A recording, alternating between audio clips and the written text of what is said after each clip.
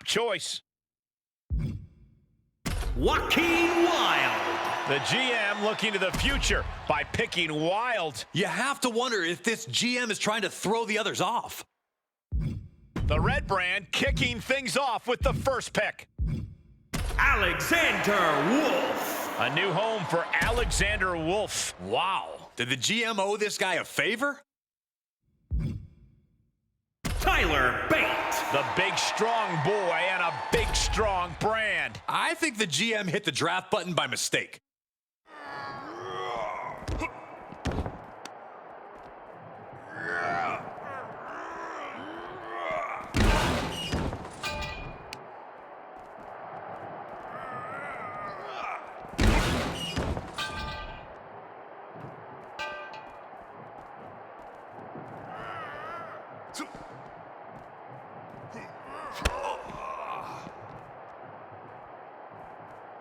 Tough position to be caught in here. That's it. Calling it by knockout.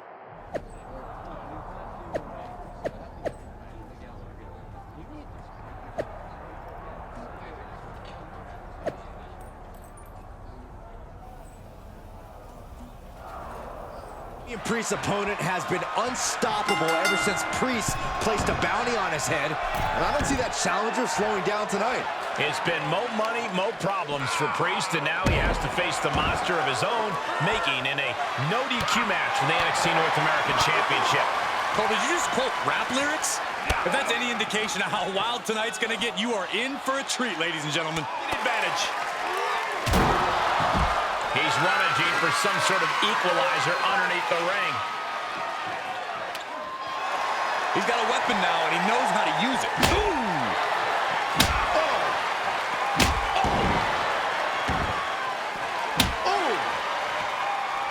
WWE superstars live on the edge every time they step in the ring, but in a no disqualification match, they find themselves even closer to that edge. You're right, Corey. Anything goes here, so these superstars have to be ready to play defense against any weapons the opposition might use. If history is any guide, this match will just get more chaotic.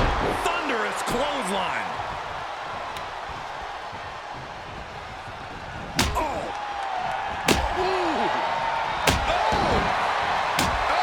He's absorbed some damage already. He planned for this and could still rally. And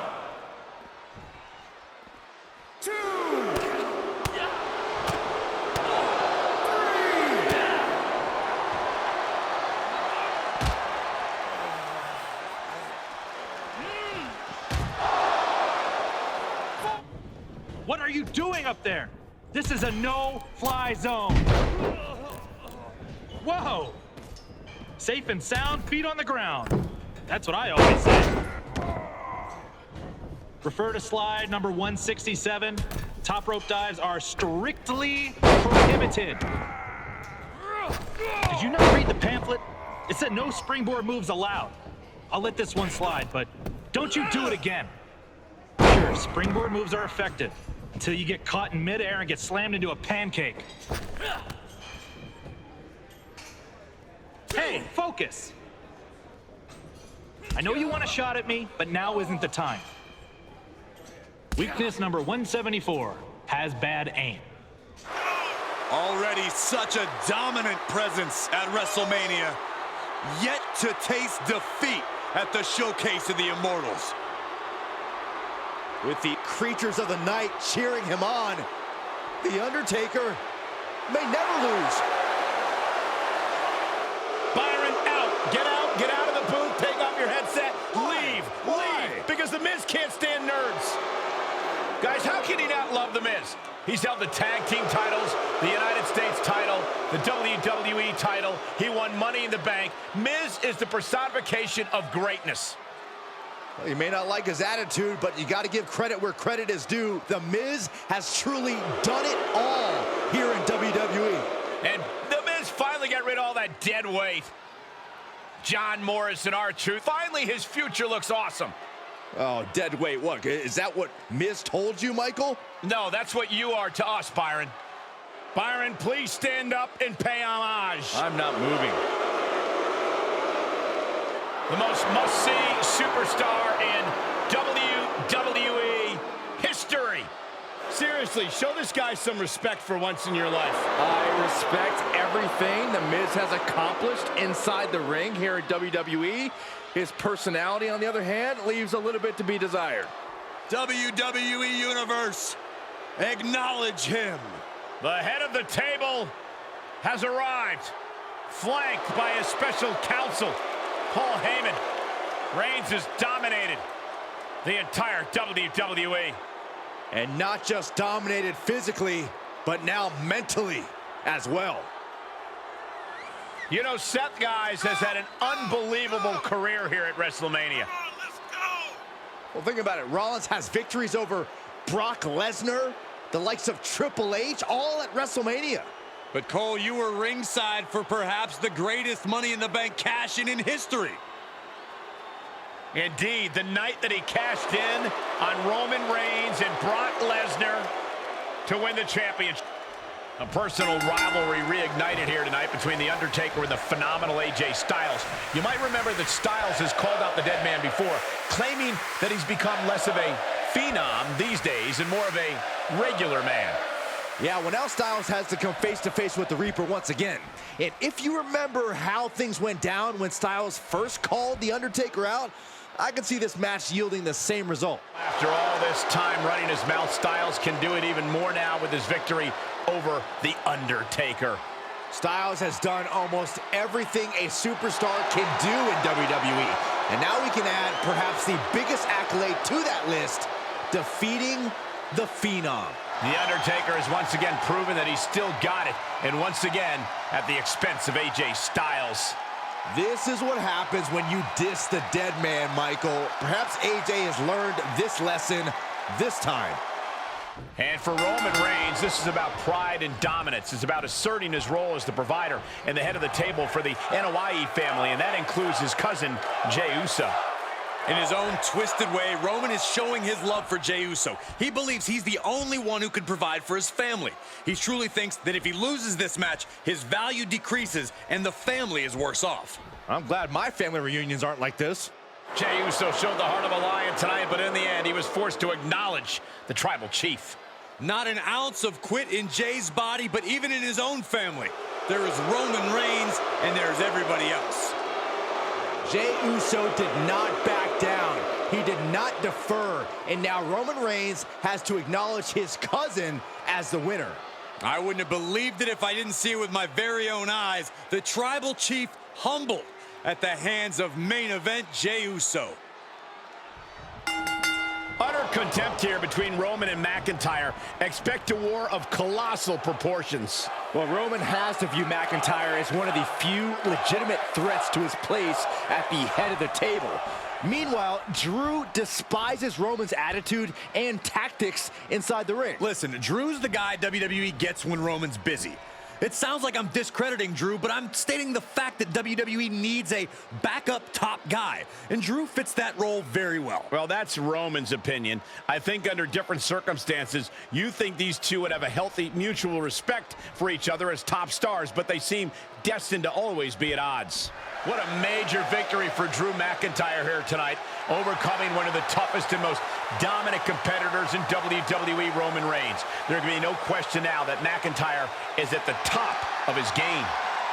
There were times in this match where I didn't think Drew could do it, but he managed to win this epic power struggle. Not only has he proven he's better than the tribal chief, he's also shown that ruthless tactics and a bad attitude are no match for good old-fashioned hard work. I'm sure Roman doesn't appreciate that point getting proven at his expense, but for the moment, Drew can stand alone on that proverbial mountaintop, and he should enjoy it while it lasts. I have to think this win is a statement from Roman Reigns to the rest of WWE, saying if Drew McIntyre couldn't beat me, how could you? Yeah, Roman came here tonight to end this rivalry and make an example of Drew. There's no question Reigns and McIntyre represent the very top of the food chain here in WWE, but now Roman can distinguish himself as the undisputed head of the table. But if there's one thing we know about Drew McIntyre, it's that he never stays down for long. I'm sure in Drew's eyes, the story between him and Roman is far from over. This has all the makings of a legendary matchup as Edge is set to take on Roman Reigns. Yeah, Cole, I think Edge is still running a bit of space in the mind of the tribal chief. Definitely not surprised, Corey. We've seen how Edge can rattle Reigns' cage before. I'm sure we'll see more of that tonight. Roman Reigns said what he was going to do and came out and did it. After a loss like this, I bet Edge is going to show him the proper respect now. Come on, Corey. You know Edge respects Reigns and his family. This perceived disrespect is all in Roman's head. Maybe so, but with a win over the Rated R superstar, Reigns is certainly riding high now. Roman Reigns gave it everything he had, but Edge was able to unseat him from the table. Edge's veteran abilities were in full effect here tonight, and that just proved too much for Roman. You really got to wonder if this is the end between these two, or is this just another chapter in their story? This is a deeply personal rivalry between Edge and Randy Orton. They were once a championship tag team and as close as brothers, but all that changed when Orton callously turned his back on Edge. Turned his back? More like went on a rampage. Orton attacked Edge and Edge's wife. And that's just the start of the brutal history these two have. Edge has every reason to loathe Randy Orton. In Orton's mind, he was teaching Edge a necessary lesson and trying to protect his friend. But if Edge wants another fight, then the Apex Predator isn't going to hold anything back. Every time these two meet, it's a certified classic, and I'm sure tonight will be no different. What a hard-fought win for Randy Orton. He knew Edge wasn't going to go quietly, but these two ended up having one heck of a fight. I wonder if Orton thinks he's proven his point against Edge. I wonder if his betrayal was worth it. Just look at the satisfied smile on Orton's face, Saxton. This is exactly what he wanted to do. Crush his former friend. In Orton's mind, he's shown Edge and the whole WWE Universe that this dispute is over, and Edge should go home and retire for good. Corey, we all know this loss will only fuel Edge's competitive nature. I'm sure Edge will come back soon enough, looking for a little vengeance against the Apex Predator. After an intense match, it's Edge who gets to walk away the winner. It took absolutely everything Edge had to get the victory over his old friend, Randy Orton. Well, facing the Apex Predator demands the very best of you in the ring, but I think the personal nature of this feud helped push Edge to the win. He wanted some payback on Orton, and he finally earned some tonight. Yeah, but you have to wonder if Orton got the message. Knowing the Viper, this might just make him more determined to destroy his former friend. Edge better continue to watch his back.